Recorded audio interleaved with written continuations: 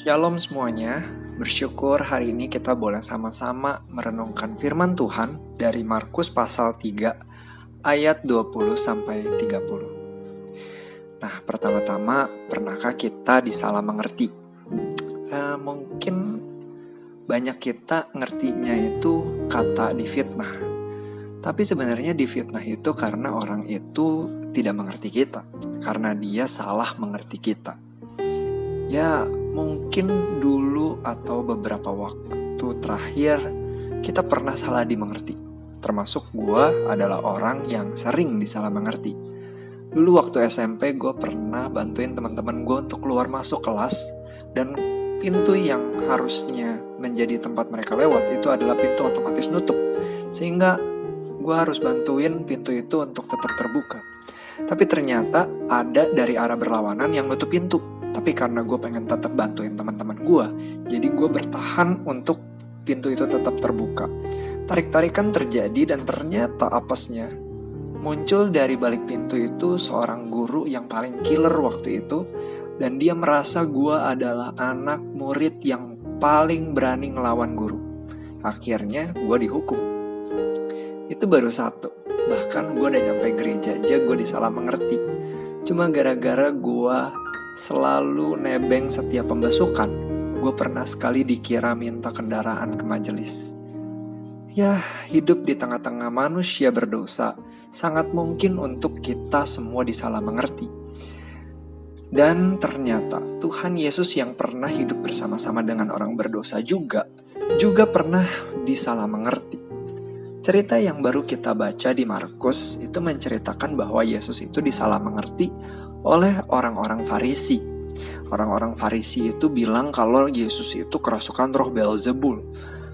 Dan bukan cuma orang-orang Farisi yang salah mengerti Yesus, tetapi orang-orang terdekat Yesus pun salah mengerti tentang Yesus.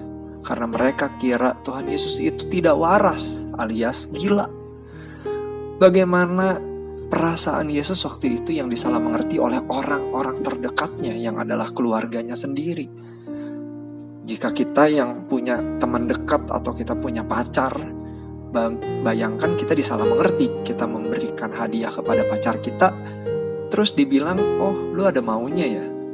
Padahal hati kita emang benar-benar pengen ngasih, tulus. Tapi maksud kita siapa yang tahu? Hati kita siapa yang tahu?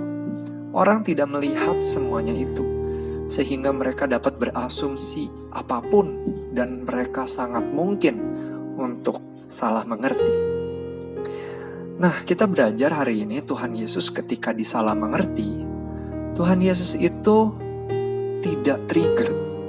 Kenapa? Karena ketika dia membela diri, dia membela dengan perumpamaan, sehingga dia menggunakan momen itu untuk mengajar orang-orang di sekitarnya. Dan Yesus bukan menghadapi kesalahpahaman itu dengan emosi, tetapi dia menghadapinya dengan kesabaran, bahkan dengan kasih, sehingga dia mau mengampuni orang-orang yang sudah salah mengerti dia. Ayat 28, aku berkata kepadamu, sesungguhnya semua dosa dan hujat anak-anak manusia, yaitu Yesus, akan diampuni. Ya, semua hujat yang mereka ucapkan. Jadi kita yang juga pernah dihujat, kita yang pernah disalah mengerti dan difitnah, pun harus memberikan pengampunan kepada orang-orang yang sudah bersalah kepada kita.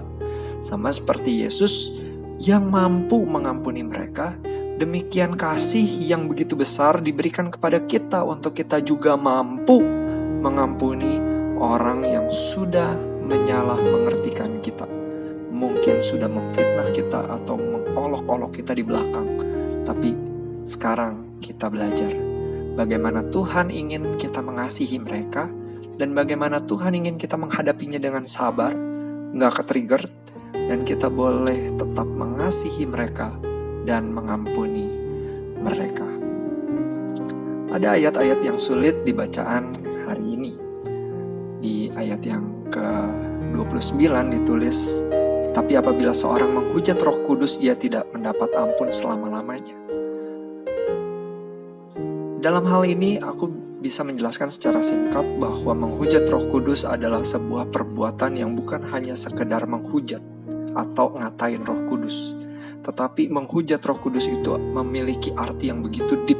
Ketika dia tidak ingin Roh Kudus untuk hadir ketika dia tidak membutuhkan pengampunan sehingga ia tidak mendapat ampun selama-lamanya, bukan karena ia tidak mendapatkan pengampunan, tetapi dia merasa tidak membutuhkan pengampunan dan dia menolak Roh Kudus, yang dimana Roh Kudus adalah jalan untuk membawa orang-orang mengenal Yesus, yang membawa orang-orang untuk mendapatkan pengampunan.